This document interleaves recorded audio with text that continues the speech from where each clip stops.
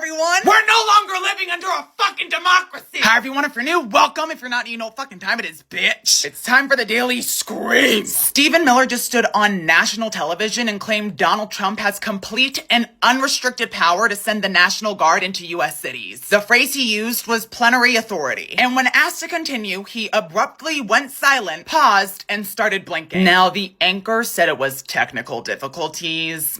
Right, yeah, maybe. Or maybe it was a Freudian slip and he had to bite his fucking tongue before he dug himself into a deeper hole. Under Title 10 of the U.S. Code, the president has plenary authority. Stephen? Stephen? Right. Hey, Stephen, can you hear me? Now you just look fucking stupid, huh? Here's what plenary authority means. Absolute power. No checks, no limits. And that is authoritarianism, the whole point of the U.S. government. The courts, Congress, federalism, constitutional restraints is to stop exactly this kind of overreach. Yet we have a White House official saying, yeah, those rules don't really apply for the president. They've been talking about immigrants causing crime, public safety. They claim they have to federalize the National Guard because state officials and courts won't bend to their will. But at what cost? At the cost of everything that keeps us free? Because as far as I can see, the only threat to America is that spray tan, Diet Coke addicted, cholesterol clogged, fascist, fantasizing geriatric we call our president. So if plenary authority is their goal, then they're declaring war on the very idea of checks and balances. We are witnessing the death of U.S. democracy. For all of you gays for Trump,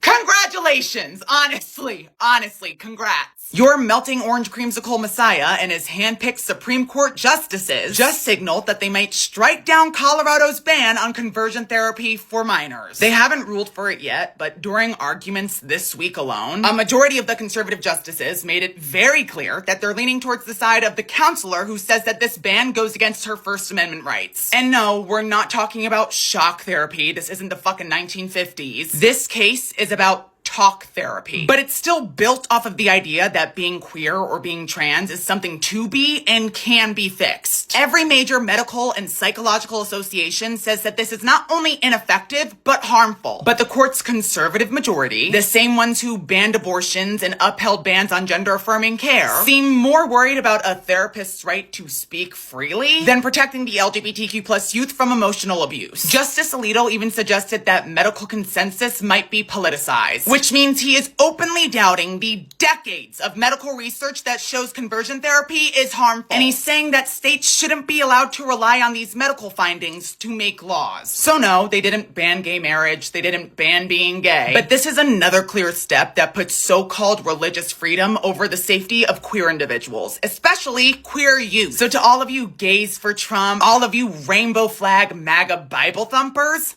congratulations! You've helped empower a court that's debating whether telling queer kids they're broken is free speech. Well, not only has Trump declared he's revoked free speech, but get this, guys. We've officially entered a civil war!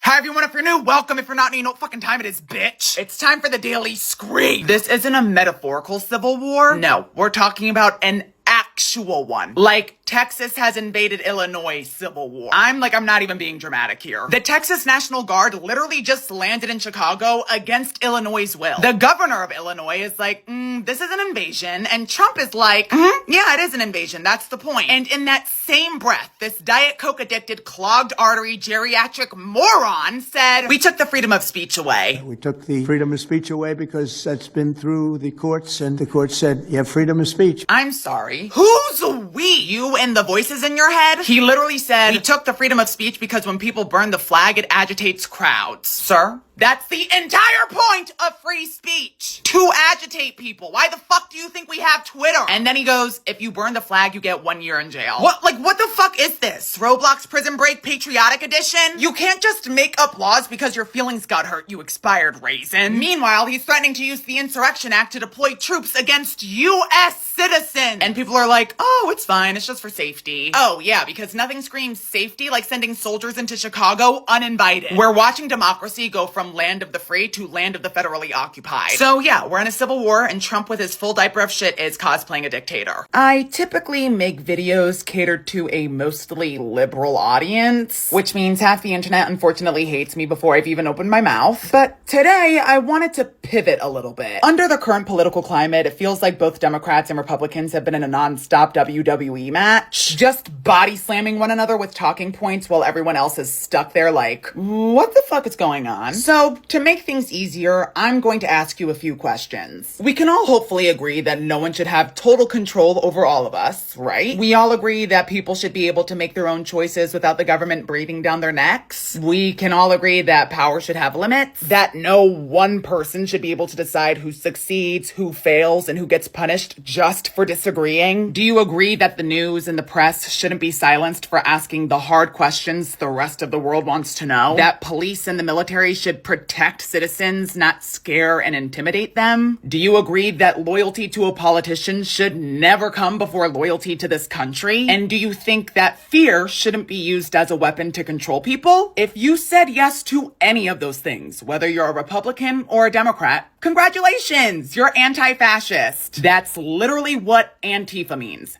Anti-fascism. It's the belief that no leader, no government, no movement should have total unchecked power over people's lives. It doesn't mean you're violent. It doesn't mean you're extreme. It means you believe in freedom. Real freedom. The kind that depends on accountability, choice, and the right to question authority. Fascism is the opposite of that. It's when power gets concentrated to one person or party, when people are punished for disagreeing, when fear replaces truth and obedience replaces thought. So when you see a leader like Trump and his team calling Antifa the enemy, ask yourself, why would anyone want to make standing up to those things sound like a bad thing? Because fascism only works when the people stop asking questions. When citizens get convinced that loyalty matters more than liberty. So no matter where you fall politically, left, right, somewhere in the middle, if you believe in personal freedom, limited power, and the right to think for yourself, you, my friend, already believe in anti-fascism. Being anti-fascist is not a left or a right thing. It's an American thing. It's what this country was built off of. That's all. See, now, what I personally want to know is how the fuck did we get here? Huh?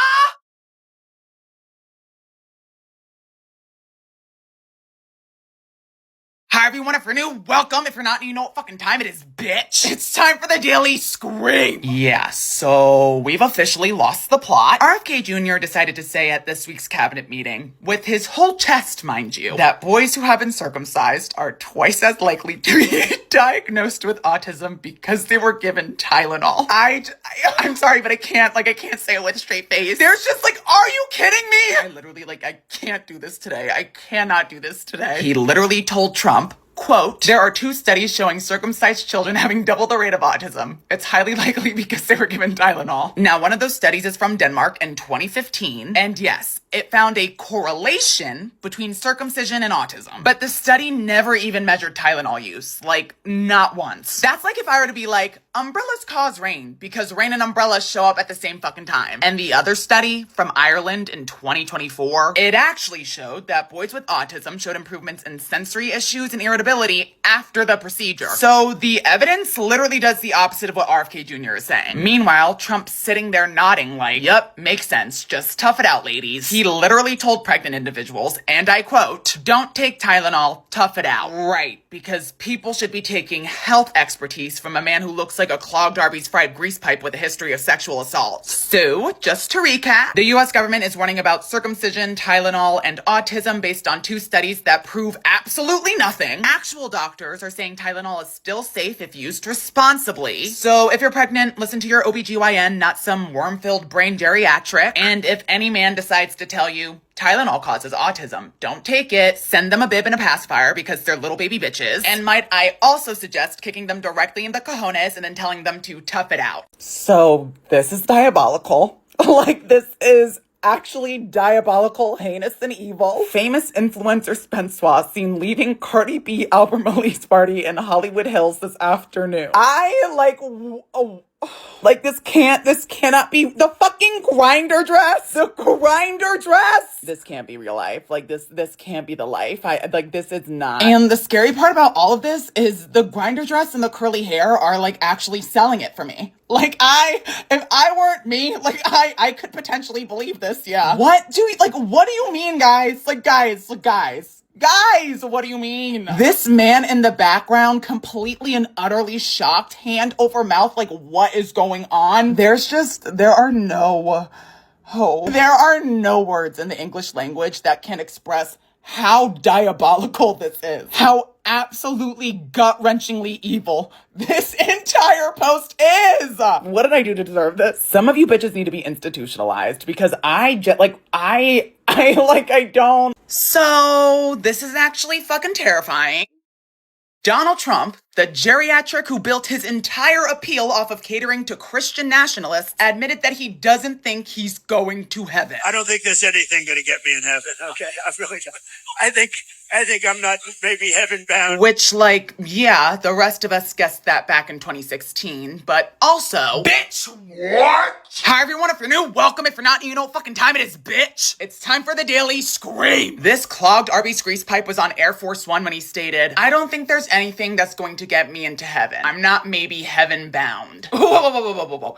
Let's pause for a sec. You literally sell Bibles. Like, your name is actually on Bibles. You have Trump Bible trademarked. That's like Chick-fil-A being like, yeah, we don't really fuck with chickens anymore. This man has spent years pandering to white Christian nationalists, signing policies about anti-Christian bias, dedicating an hour a week to prayer. You literally called Charlie Kirk a martyr. And now he's like, yeah, I'm probably going to hell. He literally sent out fundraising emails that said, friend, I want to try to get to heaven. Well, I mean, if that's the case, you might as well start refunding those $65 Bibles you have made in China. Imagine being one of those people who said, God chose Trump. Trump survived those assassinations because of God's divine will and power. Then going out of your way to purchase a Trump Bible. Mind you, we have people on eBay trying to sell that shit for upwards of $5,000. And now Trump is like, yeah, maybe God was lying. So yeah, Trump spent 8 years screaming about God, morals, and saving America just to publicly announce he's not going to heaven. And if he isn't going to heaven, bitch, good luck to the rest of MAGA. Also, if you don't already, make sure to follow me on Instagram. I post everything cross-platform to Instagram Reels. That way, if you don't catch me on here, at least you have multiple ways to view my content.